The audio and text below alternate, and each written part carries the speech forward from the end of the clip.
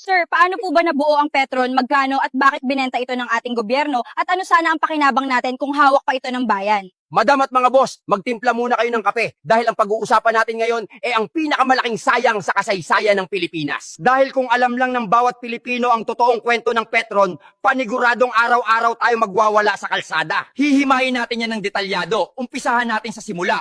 Paano ba nabuo ang Petron at magkano ang ginastos ng gobyerno dyan? Idol, bumalik tayo sa taong 1973, panahon ng martial law. Nagkaroon ng matinding oil crisis sa buong mundo. Walang pambili ng gas, pilang mahaba sa mga gasolinahan. Para hindi bumagsak ang ekonomiya natin, nagdesisyon ang gobyerno noon na bumuo ng PNOC o Philippine National Oil Company. Binili ng gobyerno natin yung kumpanyang ESO Philippines at yung refinery nila sa Bataan. Magkano ang ginastos ng kaban ng bayan? Nasa $20 million lang noon o halos barya lang kung ikukumpara sa halaga nito ngayon. Pinalitan nila ang pangalan, ginawang Petrophil hanggang sa naging Petron. Naging sariling tangke ng bayan natin yan. Bilib ka na sana